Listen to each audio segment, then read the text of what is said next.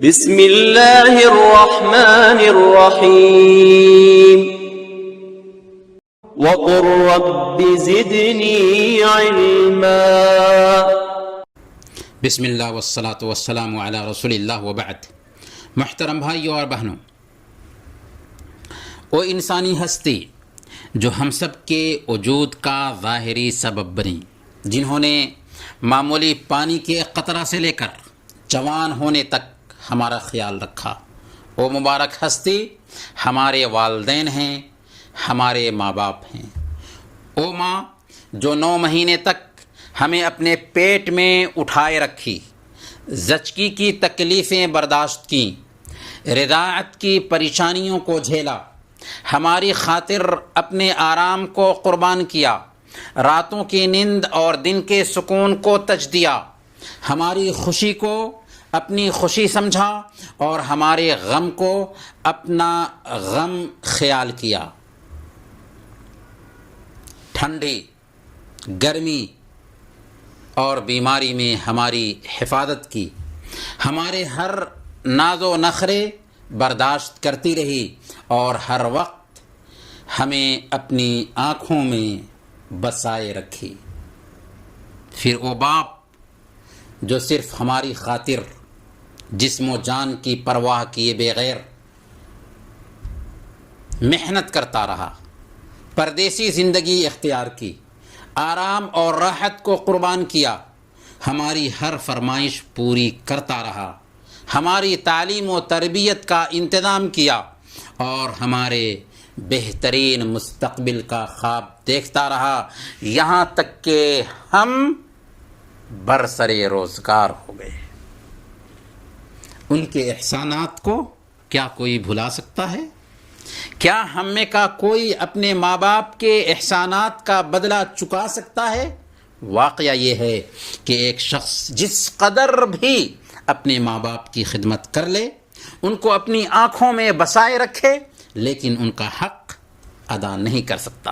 امام بخاری نے الادب المفرد میں بیان کیا ہے کہ ایک مرتبہ حضرت ابن عمر رضی اللہ عنہما نے ایک یمنی کو دیکھا کہ اپنی ماں کو پیٹھ پر اٹھائے ہوئے خانہ کعبہ کا طواف کرا رہا ہے۔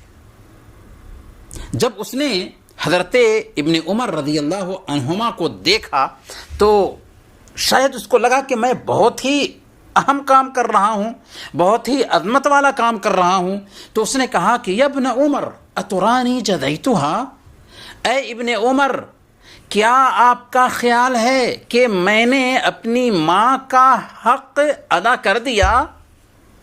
تو ابن عمر رضی اللہ تعالی عنہ نے بیان کیا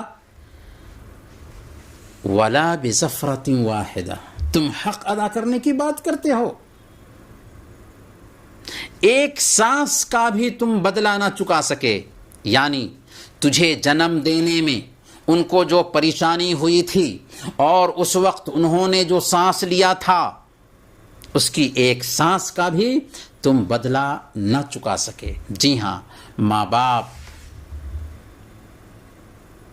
کا حق کتنی بھی ہم کوشش کر لیں لیکن ہم ادا نہیں کر پائیں گے۔ والدین کی اہمیت دنیا کے سارے انسانوں کی نظر میں پائی جاتی ہے، لیکن اسلام نے ماں باپ کے آداب اور تسلیمات کے لیے سال میں کوئی خاص دن مقرر نہیں کیا۔ جس دن بچے اور بچیاں اپنے باپ اور اپنی ماں کو گلاب کا پھول پیش کریں، بلکہ اسلام ہر وقت، ہر آن، ہر لمحہ ماں باپ کو اپنی آنکھوں میں بسائے رکھنے کا حکم دیتا ہے۔ اور اسلام میں اللہ کے حق کے فوراً بعد ماں باپ کا حق بیان کیا گیا ہے۔ اللہ فرماتا ہے وَقَضَىٰ رَبُّكَ أَلَّا تَعْبُدُوا إِلَّا إِيَّاهُ وَبِالْوَالِدَيْنِ إِحْسَانًا، تیرے رب کا فیصلہ ہے کہ تم اللہ کے علاوہ کسی اور کی عبادت مت کرو اور اپنے ماں باپ کے ساتھ، والدین کے ساتھ نیک سلوک کرو۔ بخاری اور مسلم کی روایت ہے، ایک مرتبہ حضرت عبداللہ بن مسعود رضی اللہ تعالی عنہ نے اللہ کے نبی صلی اللہ علیہ وسلم سے پوچھا ای العمل احب الی اللہ، اللہ تعالیٰ کو سب سے زیادہ پسندیدہ عمل کون سا ہے؟ تو آپ نے فرمایا الصلاۃ علی وقتہا، نماز کو وقت پر ادا کرنا۔ پوچھا پھر کون سا عمل؟ تو آپ نے فرمایا بر الوالدین، ماں باپ کے ساتھ اچھا سلوک کرنا۔ تو اس سے آپ اندازہ لگائیں کہ نماز کو اپنے وقت پر ادا کرنے کے فوراً بعد ماں باپ کا حق بتایا گیا ہے۔ تبھی تو اویس قرنی رحمہ اللہ نبوت کا زمانہ پانے کے باوجود صحابیت کے شرف سے محروم رہتے ہیں۔ وجہ کیا تھی؟ وجہ صرف یہ تھی کہ ان کے پاس ان کی عمر دراز ماں تھی، دن رات ان کی خدمت میں لگے رہتے تھے، فریضہ حج ادا کرنے کی خواہش تھی، لیکن جب تک کہ ان کی والدہ زندہ رہیں تب تک وہ حج نہ کر سکے۔ والدہ کی وفات کے بعد ہی ان کو حج کرنے کا موقع ملا۔ اللہ کے نبی صلی اللہ علیہ وسلم نے صحابہ کرام سے کہا تھا کہ اویس قرنی جب آئے تو اس سے دعا کرانا۔ یہ جو مقام اور مرتبہ ملا ماں کی خدمت کی بنیاد پر ملا، کیونکہ ہمارے نبی نے فرمایا رضا الرب فی رضا الوالد و سخط الرب فی سخط الوالد، اللہ کی خوشنودی والد کی خوشنودی میں ہے اور اللہ کی نافرمانی والد کی نافرمانی میں ہے۔ اور والد سے مراد ماں بھی ہیں باپ بھی ہیں، دونوں ہیں۔ ماں باپ کو اگر خوش رکھیں گے تو ہمارا رب خوش رہے گا، ماں باپ کو اگر ناراض کریں گے تو ہمارا رب ہم پر ناراض ہو جائے گا۔ مسند احمد کی روایت ہے جسے علامہ البانی نے حسن کہا ہے۔ معاویہ بن جاہمہ کا بیان ہے کہ جاہمہ اللہ کے رسول صلی اللہ علیہ وسلم کے پاس آئے اور عرض کیا کہ ہمارا ارادہ غزوہ میں شریک ہونے کا ہے، آپ سے مشورہ لینے کے لیے آیا ہوں۔ تو اللہ کے نبی صلی اللہ علیہ وسلم نے ان سے پوچھا کہ هل لک من ام، کیا تمہارے پاس ماں ہے؟ انہوں نے کہا کہ یا رسول اللہ میرے پاس ماں ہے۔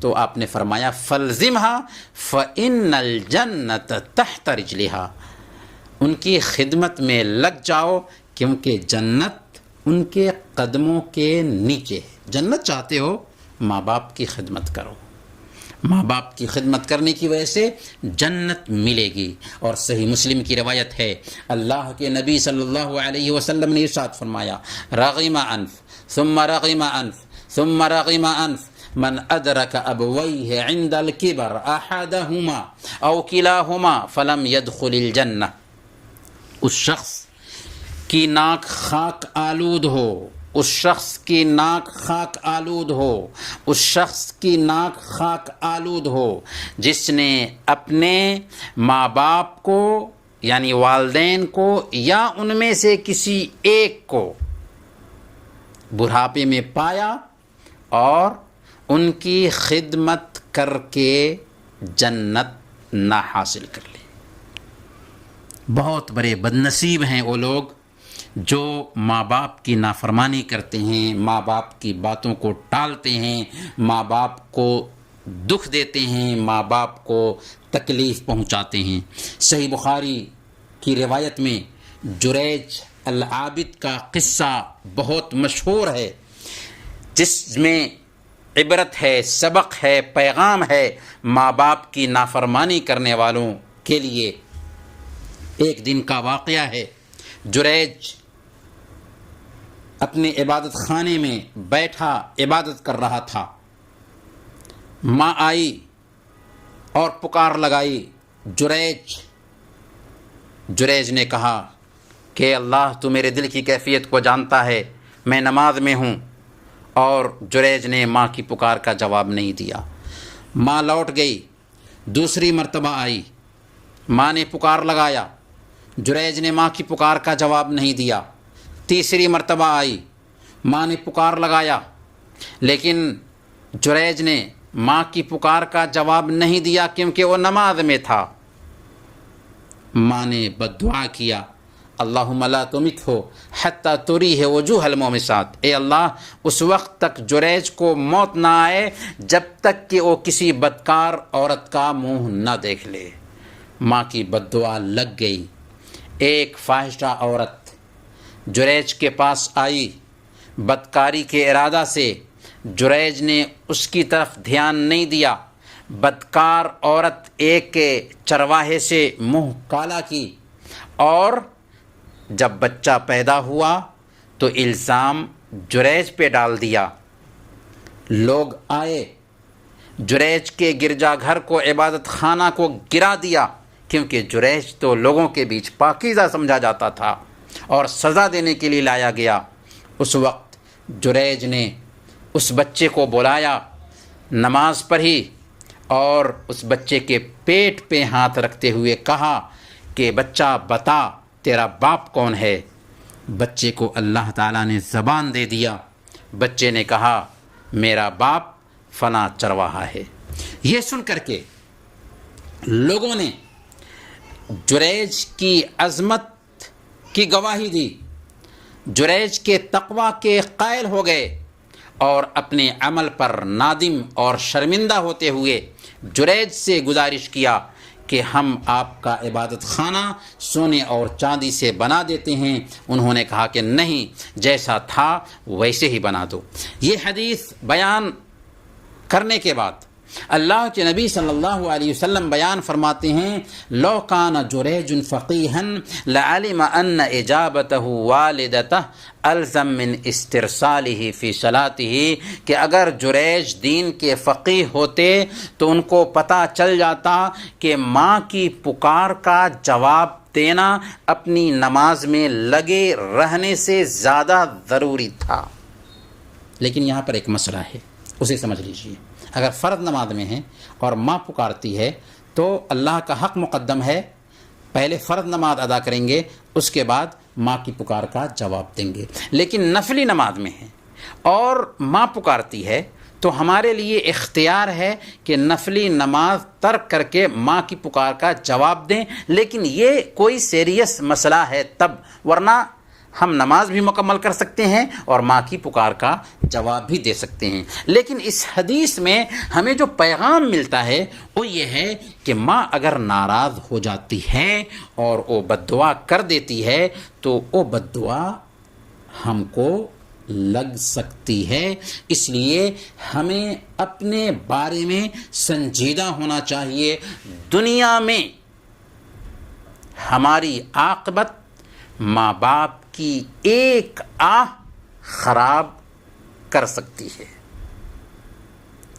ماں باپ کی زبان سے اگر بد دعا نکل گئی تو وہ لگ کر ہی رہے گی۔ آخرت میں تو اس کا انجام ہم بھگتیں گے ہی، لیکن دنیا میں اس کی سزا بھگت کر رہیں گے۔ یہ بات میں نہیں عرض کر رہا، بلکہ اللہ کے نبی صلی اللہ علیہ وسلم نے فرمایا۔ اللہ کے نبی صلی اللہ علیہ وسلم الادب المفرد کی روایت کے مطابق بیان فرماتے ہیں، کل الذنوب یؤخر اللہ منها ما شاء الى یوم القیامہ الا عقوق الوالدین فإن اللہ یعجلہ لصاحبہ فی الحیاۃ الدنیا قبل الممات۔ سارے گناہوں میں جسے چاہتا ہے اللہ تعالیٰ قیامت کے دن تک ٹال دیتا ہے، مؤخر کر دیتا ہے، سوائے ماں باپ کی نافرمانی کے، کہ اس کی سزا اللہ تعالیٰ موت سے پہلے دنیا میں ضرور دے کر رہتا ہے۔ کیا ہم چاہتے ہیں کہ دنیا میں ہم سزا پائیں اور ہمارے گھر میں ہماری جنت جو ہے اس جنت کو برباد کر لیں؟ اس لیے میرے بھائیوں، ایک پیغام ہے ہم سب کے نام کہ ماں باپ کی خدمت کریں، ماں باپ کے جذبات کا خیال کریں، ماں باپ کو تکلیف نہ پہنچائیں۔